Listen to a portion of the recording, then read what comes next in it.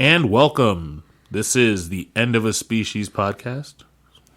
Episode 1. Yeah, episode 1, season 1. The Phantom podcast. The Phantom. Yeah, word. Good reference. I love it. And just so you know, before we get into this, I remember, and this is just going to be an aside real quick. I remember May 19th, 1999, midnight, watching The Phantom Menace. And motherfuckers coming out the theater goddamn crying. Like, that's the greatest thing I ever saw. And going on fucking AOL chat rooms when that was a thing. Yeah. And people going, that was the greatest thing ever.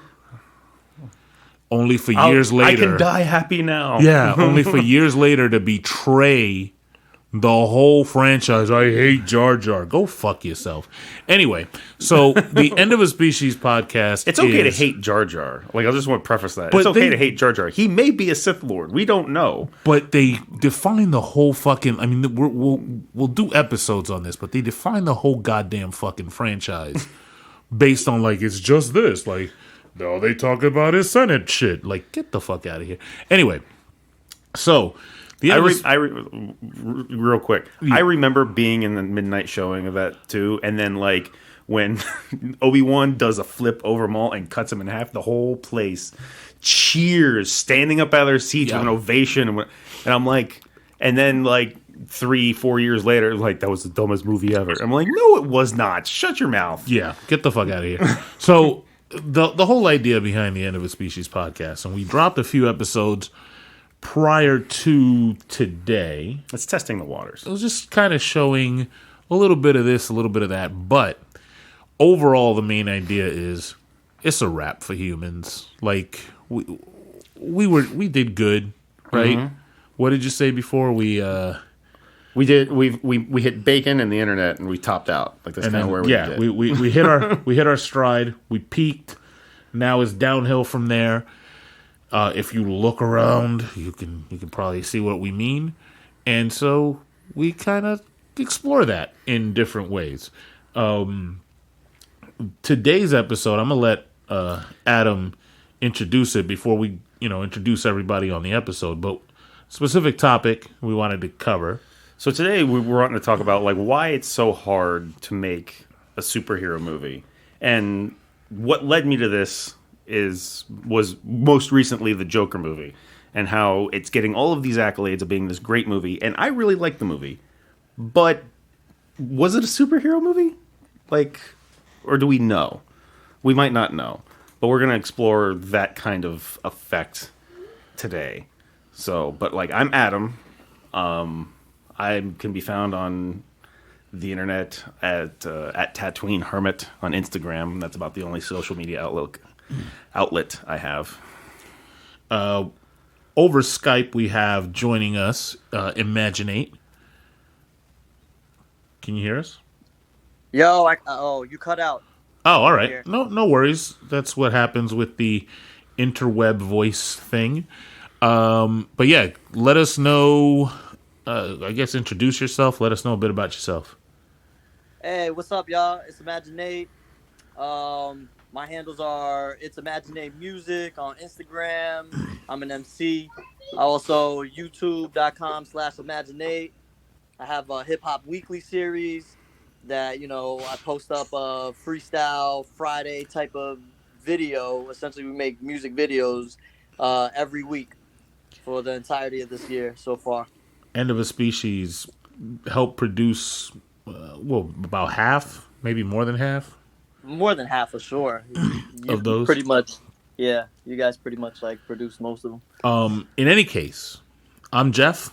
You can find me on Twitter at ZeusNJeff, ZeusNJeff. And yeah, let's kick it off. So, superhero movies, why is it so hard to make a good one? So we'll start off with the fact that like there's Marvel on their own have been doing a great job of telling a linear storyline with individual stories over 10 years, 11 years. Yeah. If you add in the last little bit. 10 years was the Endgame mark or the Infinity War mark, and then we hit 11 with Endgame. 22 movies with the Spider-Man cap. and overall an extremely positive experience. And also, like, they're probably all the top grossing movies. Like, they've knocked out basically everything else. Like, it's that, Avatar, and Star Wars. I think, are just the ones that make all the money now.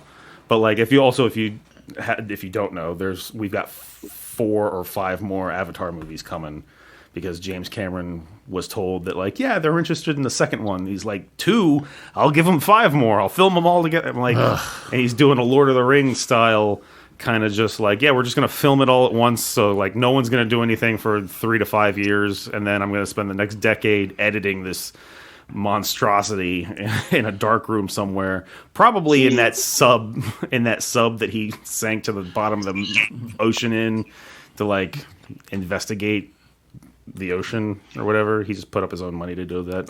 That's another thing. That's upsetting, and I've never actually seen Avatar. I haven't either. I don't have any interest in watching it. From what I've seen from people telling me about what it involves, it just seems like Pocahontas with blue people.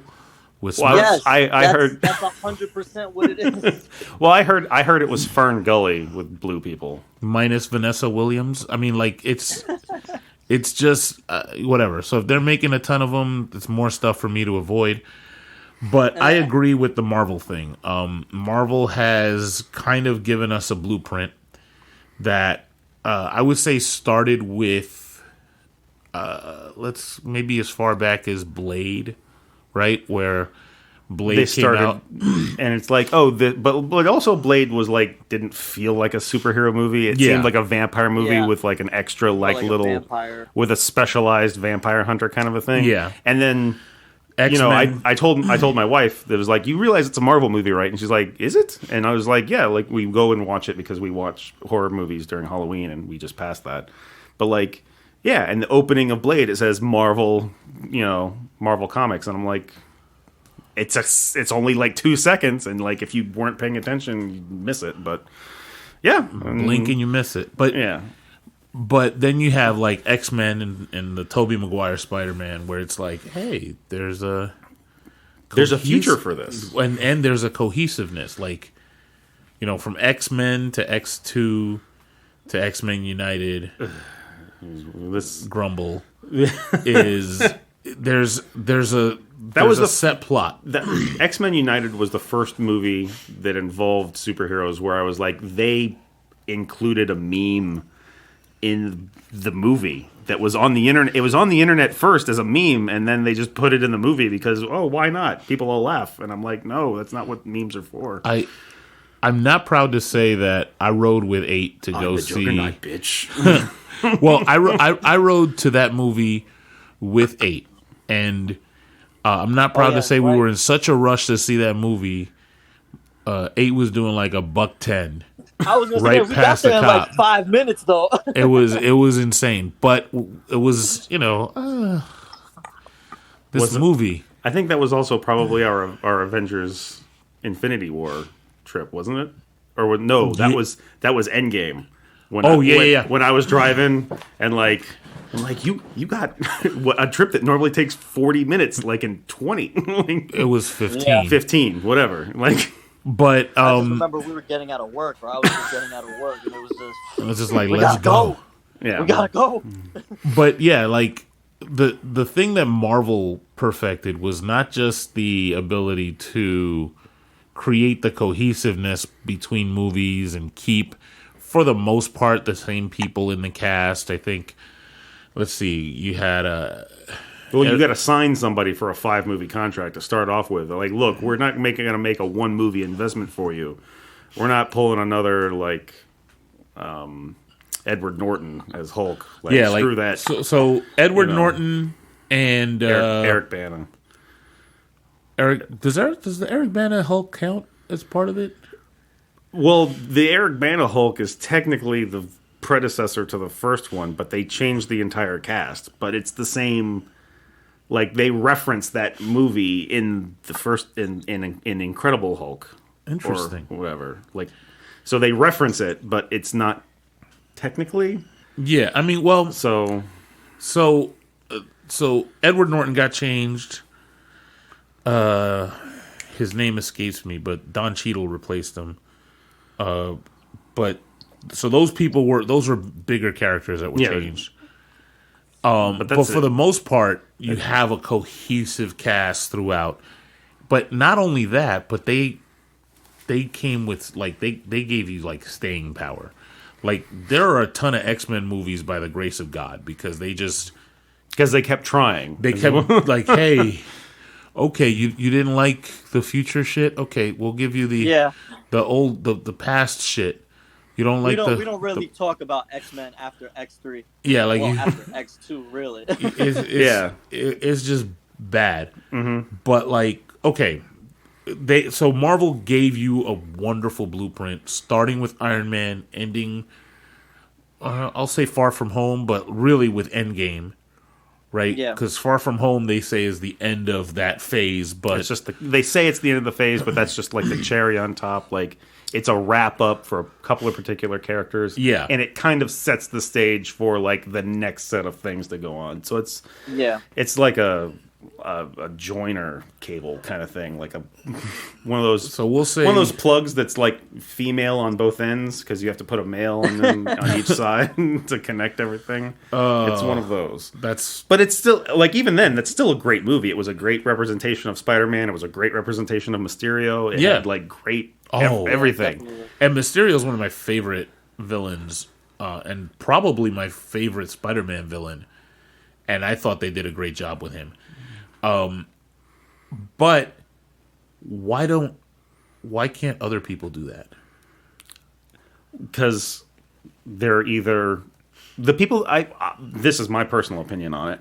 The people that are in charge of these intellectual properties, like, don't care about the source material, or feel that if you like, to name a name, if we put enough superheroes into this movie that everyone recognizes, like Superman, Batman, Wonder Woman, The Flash, and then like some robot guy, like we can throw them all in a movie and people will just go see it and pay a ton of money, right? That's all we have to do. Okay, go do that. It doesn't matter what the storyline is. It doesn't matter how much sense it all makes. And also doesn't matter that we don't develop these characters so that people who aren't comic book people can fall in love with them and want to see where their story goes.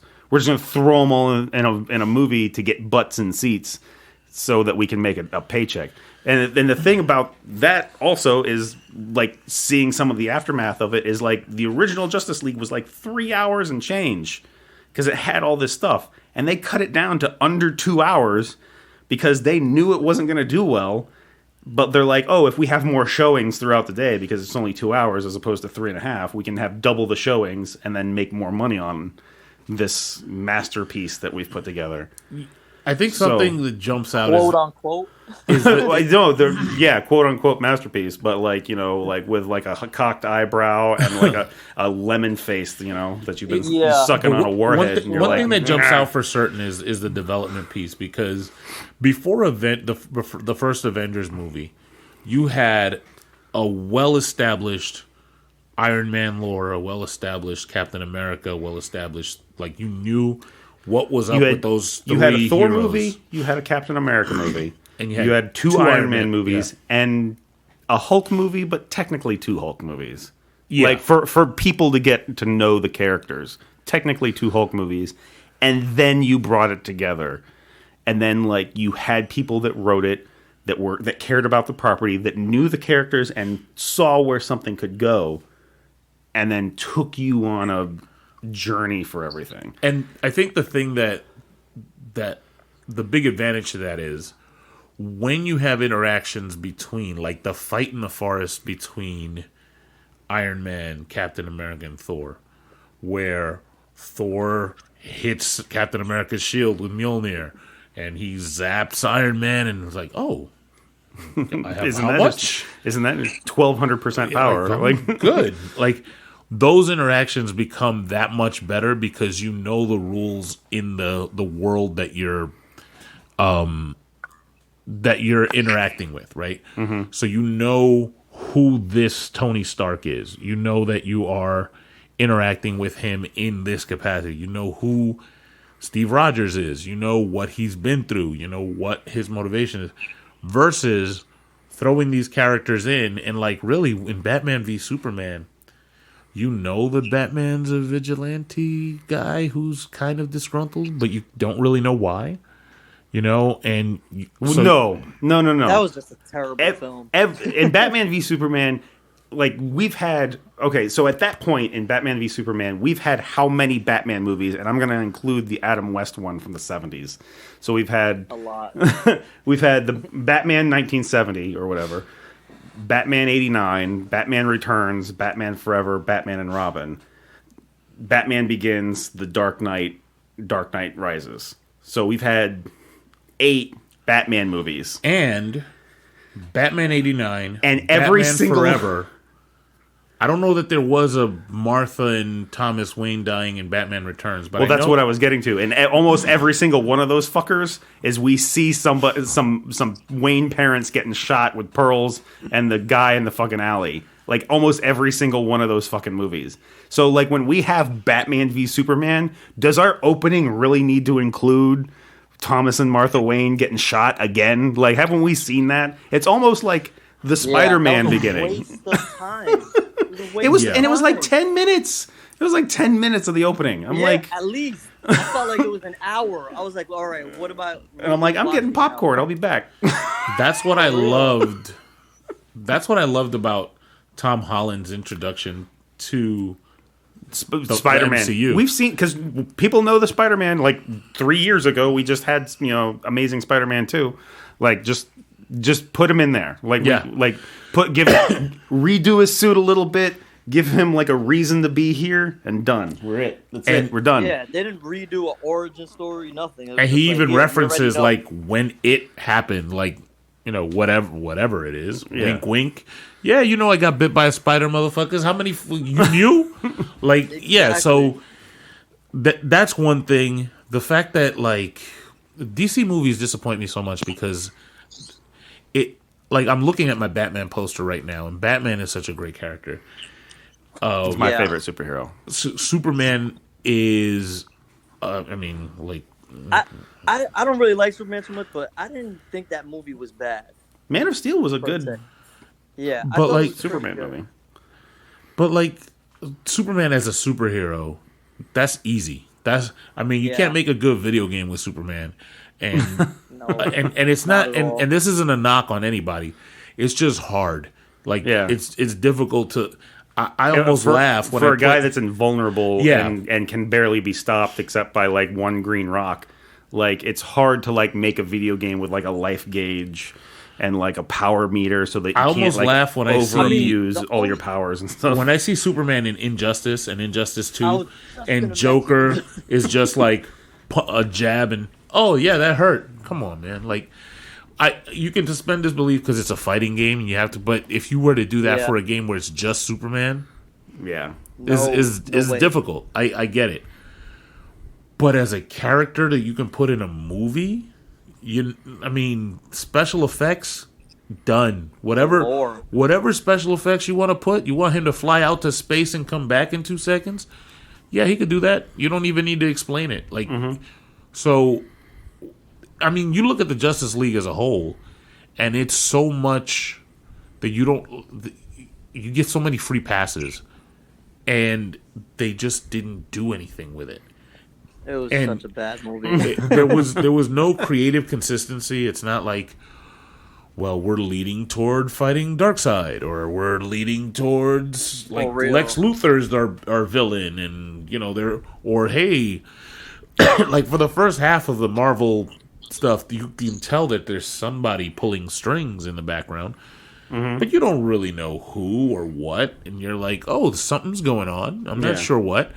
And then, we as the audience know because we stay to the end of the credits and get that 30 seconds of like some dude in space sitting on a throne that says something ominous to him, and then they'd like, and they're like, who was that? What's going on? And it's intriguing. And then in Justice League, they kind of spell it. They almost spell it out for you. They did. They just spew all this information all at once, and you're just like, and there's no context for it. There's no the person who's not a comic book person going in there and watching it has no idea what's going. Like they're like, why is Batman having dreams, and what's this symbol on the ground, and why is it the end of the world, and why is he still if it's the end of the world, why is he still wearing this rubber bat suit with a scarf? Like, is his neck cold in the desert? Why is the Flash talking to him?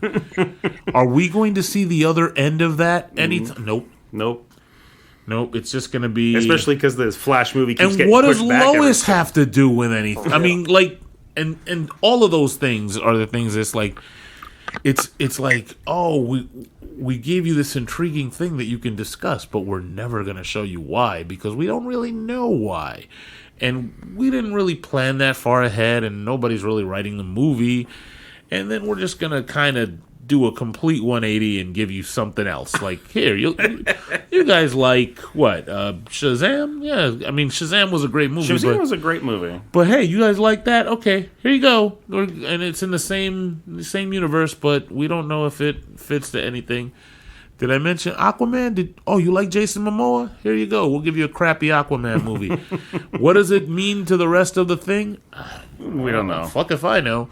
But he's going to be swimming a lot. Like, that's all it is. Was that 8? And reverse it. Say that again, 8? I was like, we'll just copy the Black Panther movie and reverse it backwards. Yeah. And we'll just call it the Aquaman movie. Yeah. With cheesier Who cares? lines. It's for the ladies anyway. They just want to see him in the water. So yeah. But again, Thor Ragnarok was a very cheesy, high color movie. It had this very now world kind of like flavor with comedy and stuff in it, which I enjoyed the movie. I have my issues with that because I feel that some of these movies might be going to this like homogenous kind of like all of the characters are supposed to be like kind of goofy and make social commentary and references to modern culture and stuff. And of all of them, like I liked Thor 1, Thor 2, but like I like Thor 1 because didn't think they were gonna have a good Thor movie. When Thor was introduced and they were like, "Oh, this is the next character up," I'm like, "You guys picked Thor?" Like at first, I was like, "How are they gonna spin this into a good movie?" Like I couldn't picture it. I was just like, "Okay, they're just gonna do a whole different like." Because if you read the comics from back in the day, it's just like, to me, it just didn't really seem like it fit with Iron Man that just came out and everything. Mm-hmm. It was just like, how are they gonna spin this? Like he's in his own world. He's a god. It's just like, how are they going to make this movie good and tie it in with like Iron Man? I was just like, I don't think that's a good idea. And I really liked the movie. Once it came out, I was like, oh. Okay. But I also really liked his old speak. I really liked his old-timey speak, like, how darest thou do, that kind of thing. Yeah. Because he's from another period in time. Yeah. And then, like, when we kind of, like, dumb him down in Ragnarok to where he's just kind of, like, almost surfer bro kind of a thing. But like, you know what I like from about Australia. But it was still a good movie. I'm not trying to riff on that. I still liked the movie in general. But do you know what I liked about Ragnarok was that it gave me that Flash Gordon feel from the 80s, right? Yes. It did. He's not lying. And you can make fun of everything in it. Like, it's all cheesy. Jeff Goldblum is amazing. It's just like, like, blah, blah, blah. But it still had a place where in the whole story. Like, it moved the Infinity War saga forward. And you got to see... And looking at it in hindsight, you got to see where Banner and the Hulk are like splitting and having a bit of a disagreement, and I don't understand things, and blah blah blah, and they're not wanting to cooperate with each other. And so where you can, it's kind of polarizing. Some people don't like the movie, some people love it, hate it, whatever. But it still has you can't remove it. Like, if you watched from Iron Man to Endgame and you don't watch Thor Ragnarok because you're like, I don't like it, you're almost missing stuff. And it's the same thing with, like, you're definitely not watching Agents of S.H.I.E.L.D. before Age of Ultron. Like, you can enjoy Age of Ultron, but you're going to be like, well, why are they over there? Well, the answer is in Agents of Shield. Ha ha ha. Oh, I didn't watch that.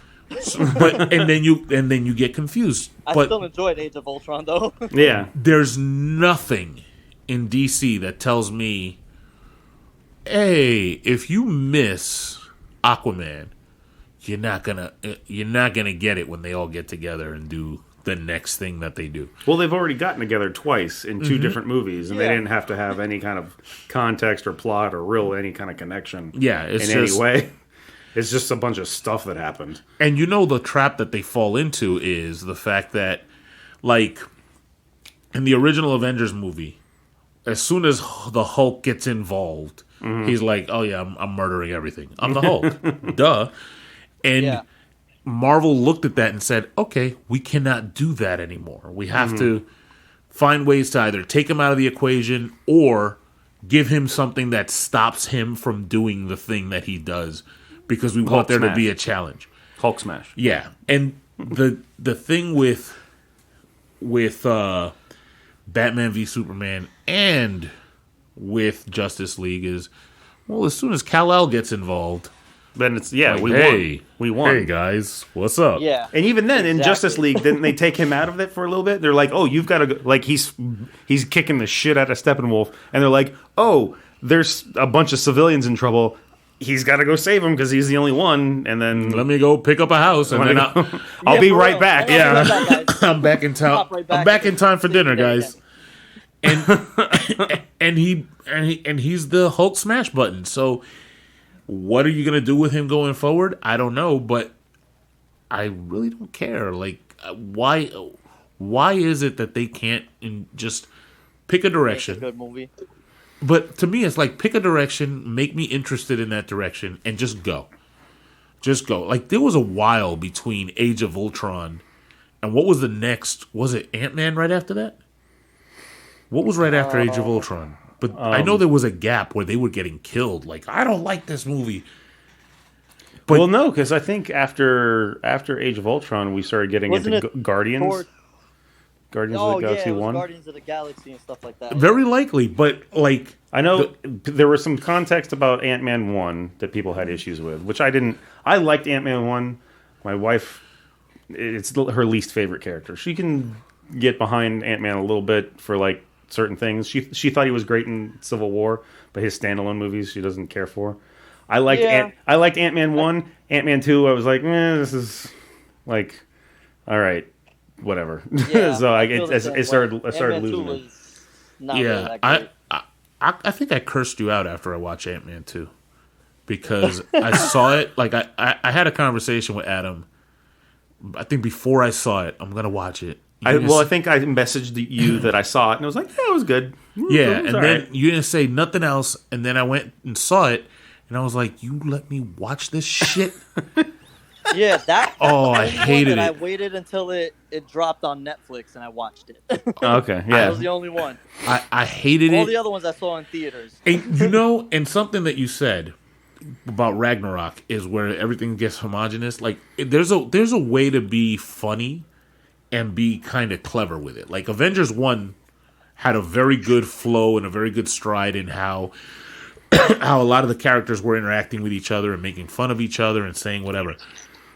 But there's a way to get too much of it and too little of it. Like, I would say Ant-Man and the Wasp and maybe Thor Ragnarok was a little too much on the one side, where Captain Marvel was way on the other side. Like, Captain Marvel made me cringe a little bit because it not only was it a story that should have involved like a lot of like uptime, like with battles and like her developing her powers and whatever, because it's kind of an origin movie for her. It's an Yeah. origin movie for her character, but there should be like some more dynamics because she's meeting Fury and Shield's getting developed and so on and so forth.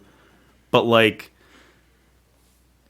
there's no like she disappears in the 90s or in the 80s and then comes back in the 90s and then like all of a sudden she starts getting references to like like Nirvana, like, and she's This wearing is the wearing thing. jackets and stuff, and like they beat you in the face. Oh my god! With 90s we stuff. get it. We get it that the movie's in the 90s, but Mm-hmm. I mean, the Blockbuster when they got to about, hey mom, let's go watch Fresh Prince, or I thought we were gonna. I'm like, yo, Are we supposed to watch French Prince tonight? I'm like, oh, it was. How badly do you need me to know that it's the 90s? Do you want me to look up whatever episode you're referring to and know what date it is? Like, I complain sometimes when they do the little text overlay. We are in this planet now. yeah.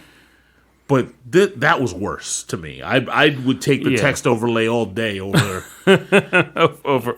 Do you know when the episode of Married with Children where blah blah blah said this came out? Only and then she finally like starts to unlock her powers and figure out what's going on, and then she starts kicking some ass in the Kree spaceship that's up there, and then they start playing "I'm Just a Girl" from No Doubt, and then like I'm like, really? Is this really where we're going? Like this is trying to be like Wonder Woman was a great female hero story, superhero, everything. It was a really great movie.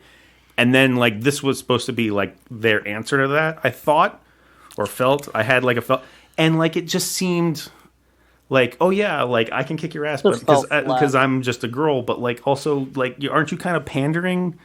Like isn't it kind of like downplaying like And yet women? And if you're like, oh, I'm just a girl, like no, is that really what we're going for? And yet, if you then, watch the Marvel movies and you skip Captain Marvel, you go from Infinity War to Endgame.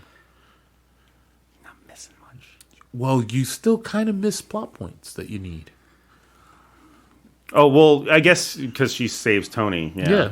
So you who the like fuck- who the hell is this bitch? Who's Yeah, this that exactly. shows up? So yeah, like you do need. They still found a way to make it a cog in the wheel for whatever it is. So one day we're gonna have like a 2 or 3 day stretch where we're just watching all the movies back to back. 3 days. You want to get through 22 movies in 3 days? A week? I don't know. I'm doing the math I don't know. right now. I don't know that the hours work out. But regardless of all of that, when and if we do that, there's not really a movie in there that we're going to be like, well, that one, just don't watch it. Yeah. Because you kind of have to watch all of them. Mm-hmm. And with DC, if we ever do the same thing with DC, You won't be able to because they don't make any sense and they're not in any particular order because it goes. We're skipping Batman v Superman. That's a thing that's happening. That's Because there's I'm using Man of my video Steel. on that. I know that much. There's Man of Steel, Batman v Superman, then Wonder Woman. So that's already going backwards. Yeah. And then Yeah.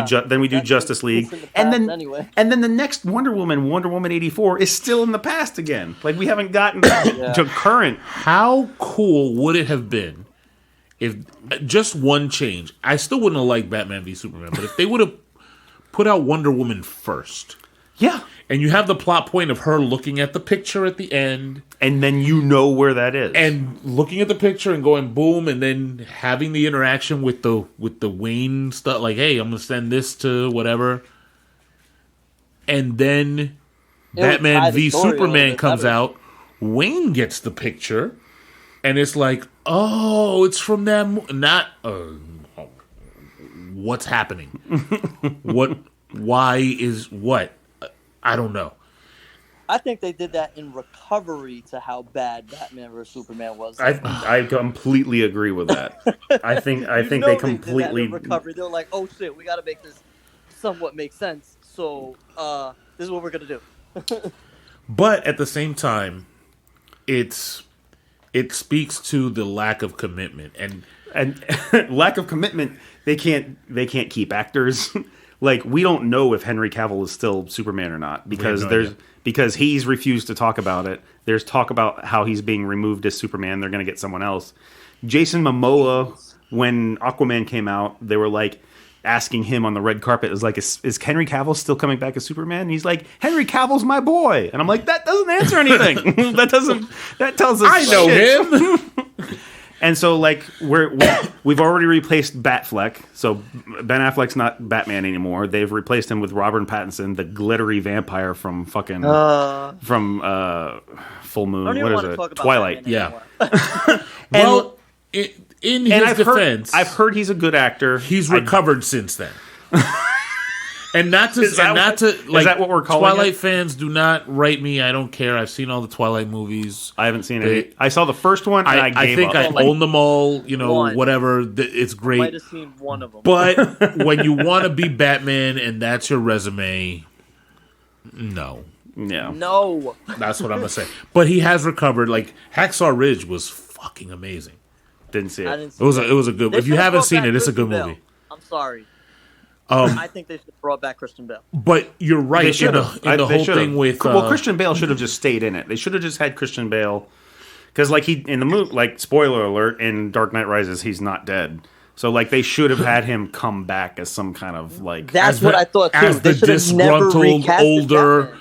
Oh, Yeah, I gave up exactly. everything for Gotham, and they still blah blah blah. They brought me back in. Where's Rachel? Right? But like, For you're real. 100% right in that. You know, they're not keeping cast members, but even still, they're not keeping plot points. They're not keeping. Well, I was going to say that too. I was like, the whole Dark Knight like series and everything, the writing was good. Yeah. You know what I mean? Yeah. Like, and then after that, the writing wasn't good anymore. So, I mean, that comes into play also. I don't know if they even offered the role to Christian Bale, and maybe he turned it down. I don't even know because of the. I don't the whole know. Story That's a good was question. crap. I don't know. It could be. He could have been like, nah. Well, Nah. I know he's kind of a No way. method actor, so I know he kind of like really gets into his roles because, like, I mean, in the last year he's played Dick Cheney, and now he's playing the Vice was good too. and he was in Awesome. he was like in The Machinist. It was like over a course of like 2 to 3 years, he like gained and lost like 800 pounds, like somewhere around in there, because he just kept putting on weight and taking it off for like whatever movie. And they're like, we're just hiring you because we like your acting. Like, we'll put you in a fat suit. You don't have to like, no. I want to be true to the acting. Rachel! Yeah. And then whatever. But like, so we've got a new Batman. And then Will Smith isn't coming back to be Deadshot from Suicide I Squad. didn't hear that. Yeah, so they've got Really? Suicide Well, Squad. that movie's gonna suck. So they had the first Suicide He was Squad, the which best thing in that movie. he was. Yeah. They had Suicide Squad, which I liked that movie, but there's no plot in that movie. I at like all. the That's better not than gonna Batman age vs well at all. Superman. That's for sure. Yeah. And then, so, like, they've got that movie, and I liked it, but, like, they've got another one coming, and the only thing that's carried over is Harley Quinn, but she's also getting her standalone movie, which I Birds heard of that too. Prey, where it's her and a bunch of her friends, and, like, I don't know. Joker's gone. Joker's gone. It's called The Emancipation of Harley Quinn, or whatever. Or Birds of Prey, but she's getting her own Sounds movie. like it's gonna but fail. like, okay, so that's that Harley Quinn, and now we've got a different Joker. Now we've got a new Joker movie with a new Joker, and like I'm like, We're where? not connected to the. And you know what? You know what? I heard that was like completely separate. Yeah. Like It it's not is. even like a comic book film. And it's a not. drama. And that's how I started up on this topic in the first place. I Is didn't that watch it yet. So. Oh, well, we'll do light spoilers then. Like, just be aware. I heard it was It's a great film, but it wasn't a comic book film. Don't go in there thinking it's a comic book film because it's more of a mental health film. than anything. and that's exactly what I would say. Yeah, I look at it as a mental health film. There's other themes in there, like you. So there's themes of society and their outlook on people with mental health, because there's a whole statement in there that he actually writes, because he's got a notebook he keeps. His therapist told him to keep a journal. And one of the things that he writes is the problem with mental illness is people are supposed to act like you're not. So like people that have mental illness are supposed to act like they don't have a mental illness, but like that's part of the problem is like you can't if you have one. So there's that. Then there's this social commentary of where wealthy people like act like they're going to help the lower people, but it's only for political power. And in this movie, they make Thomas Wayne kind of an asshole. Like Thomas Wayne in this movie is basically a dick. There's there's a possible affair. There's like all this random stuff. He's like, yeah, I want to pull up the little people, and people are just like hateful towards him because they think he's being petty and whatever. And then there's this whole thing about fame and like getting recognized and being treated. And then there's also talk about like people with mental illness and how they slip through the cracks of our government because social care and social work and medicine like all cost all this money that the average person doesn't have to just simply take care of themselves. So they end up falling through the cracks of really whatever. Isn't a comic book. Well, it sounds like this is a grown adult film. If you look at it from the lens of a Joker movie, just the Joker, to me, I don't know if it's any of those things. Because there's enough hints in the movie to let you know that maybe everything happened that you saw the way you saw it, and maybe nothing did. So maybe the Thomas Wayne that you saw in there is exactly as they showed him. Mm-hmm. And maybe it's just part of Joker's cuckoo. Perception. Like, I just see him that way. Mm-hmm. And they did a really good job of that. And that's why, for me, it's a mental... Played the role. Yeah, I mean, yeah, he did it. He did a great job. The laugh was like creepy and like really well done. Mm-hmm. Yeah, that I heard. I would say kind of he owes Mark Hamill some money on that. A little bit of royalties, but because it is reminiscent, but it's not quite. Yeah, it's not exactly on it, but you could see the influence. But at the same time, I look at it more as this isn't like Heath Ledger's Joker that is fully formed and is doing things. This is a sick guy that might be imagining the whole world around him and might not be. Mm-hmm. And it has a punchline. So it's still the Joker, but it's not a like, oh, well, this is, I'm trying to take over Gotham and do whatever. It's just a thing that it starts off as just a guy trying to get by, and then he sees an opening where it's like, I might be able to get people to pay attention to me because he's been ignored for so long. And he sees an opening and he takes it. And how morally correct this opening is well, it's wrong, but like it's, he, because of his mental illness, he doesn't see it as something wrong. He sees it as like, it's my opportunity to make sure people notice me. Yeah.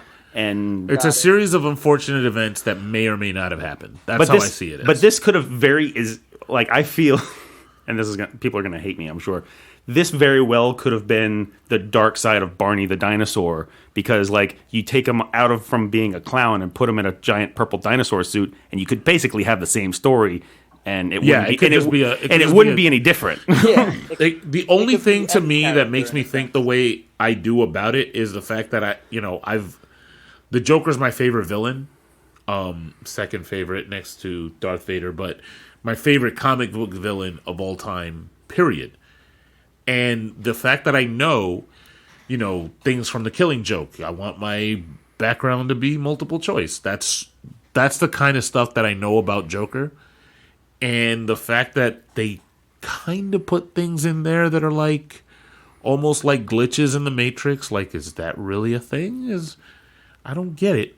Did they do a lot of comic book references, like in the movie? They did in name only. Of all the references that you're going to have in a movie, why does it have to be Bruce Wayne's parents? The Thing again. Like the murder of Thomas and Martha Wayne. Like, why? Again. And you could put so much stuff in there that you have so much to pick from in the Joker's history that you can give us a frame of him having like a gun that goes bang and ha ha ha or whatever. No. Once again, you have to show me the fucking Wayne's dying. Yeah. Like, and it's not even and it wasn't even like a scene that they could have like. They go down the alley and then some guy follows them and you can see a gun in his hand and cut to the next scene. Like, we know what happens. But no, they go through the entire thing of filming it and turning around, and he fights with a guy and the pearls and the 2 gunshots, and then he's just there on the ground. He takes off running and Bruce is just standing there, like, terrified. And like... I'm like, we've seen it. We saw it 2 years ago. Like, we've seen it for years. We've seen it for years. I'm about to build a Batcave. You're traumatized too now? Yeah. Oh. You know how traumatized I am? Fuck GameStop. Yeah, fuck. That's how fucking traumatized I Back am. to that. I'm that traumatized. Yeah. So, but we've got this now. We've got now this Joker. We've got in this. I don't know if you've recently heard. Like, it's not the DC cinematic universe. It's the worlds of DC is what they're calling their movie franchise. Oh, whoever's running DC, So they're gonna kill and- me for this, but jump off a bridge. So that's the way, but that's the way they're justifying having these different storylines coming from different places. And here's a problem. I applaud them for trying something different, but like, is every single movie going to be a standalone and not connected to the others and different actors and different this and that? I'm like, that'll get old really quick. And like, we're That's just like, a you're late- Every movie better This is- be fucking amazing. yeah. Because that's the thing, is like, it's so easy. You could say it's almost like a crutch connecting everything, That's what I was but gonna it's say. harder to do. Sounds like a crutch to me. But it's harder to do to connect everything because there's so many, especially in comic books, there are so many people that have this much time to scour every frame of your movie and say, that's not the wrist you had your watch on. It was on the other wrist in the last movie. But Right. at the same time, if you make a bad movie, I'm going to skip it. I'm not going to buy it. I might watch it like 8 said when it comes up on Netflix. Facts. I'm not going to spend my time convincing my wife to go, hey, let's go to the movies and watch this. I'm not going to care. And then you walk out of the movies together, and she turns and looks at you, and you're like, and she's like, really? You don't get to pick Really? movies anymore. I'm not giving up my right to pick movies over your bullshit. And so, And like, real. and here's the other thing. I work hard for my money. To make my money, I work hard. And for me to movie go theater out, trips are expensive. and for me to go out, because like we like to do it up now, because like there's a movie theater locally that like they got the recliners and the moving seats, and like you can get like full meals and drinks. And Let me tell you about these moving seats. and get liquored up and you have a good time. And then like if you go into like a movie like Jason Statham, Hold on. Statham's The Meg. These moving seats are Wait, not. I'm trying to get a point across. Go ahead. But I Okay. got to tell you about the moving seats. Yeah, we'll get there. But like if you go into a movie that you know is going to be bad, like Jason Statham's The Meg, and you get free tickets and you're going to the movie seats and you get liquored up and you like this movie's going to suck, but it's going to be awesome because I'm just going to make fun of it the whole time and whatever. Me and my wife did that and we had a great time, but the movie was fucking terrible. Yeah. But like, yeah, these moving seats. Go ahead. Well, okay, so if it's going like when we went to see The Last Jedi or Solo or whatever, we go and get some people call it D-Box, some people call it 4D or whatever, the seats to move. In the theater that we go to, it's not a separate theater for these seats. Mm-hmm. You're in like the VIP row. It's a row of seats. You get extra everybody leg else room. gets seats that don't move, and you get to be in these seats where you're like, oh y'all in the regular seats, huh? I'm in the. The seats aren't even connected. Like their Yeah. seats are connected, so they have to share an armrest Yeah. with the other like unwashed masses next to them. And My then like seat you're moves and got switches and shit. Like I'm playing a video game right now, and y'all in the. So it's even that. But if you do we're not that, we're not elitist, by the way. no, not at all. We just spend money on seats. That's really it. But like when you leave, if the movie's bad, when you leave, you almost feel like nobody gives a fuck what seat you're in. But you almost feel like somebody is looking at you like, how much you spent on that seat? Yeah. For this piece of shit? I'm not doing it. Nope. No way. I think that's all the time we have. I think that's all the time we have for this episode. We want to delve into a lot of this because movies, music, gaming, yada, yada, yada. I was also wanting like this. I know we're getting beyond our time scope or whatever, but like I was also wanting to get into like things that had, and this can be another episode, things that have like staples of like, you know, where they've had movies before and they're trying to reboot and why they failed miserably, like Robin Hood, King Arthur, some of the Bond stuff. Like, why don't these movies that should be like on paper be doing really well and then just flop? Is it money? People aren't going to pay money to go see that because they've seen it before. they don't care about the actors. Like, are they aware that the directors are bad? Stuff like that. So, Yeah, that's definitely in the hopper, and we'll do that. Oh yeah, that's definitely a long. That's going to be a great conversation. If you guys want us to talk about anything, definitely let us know.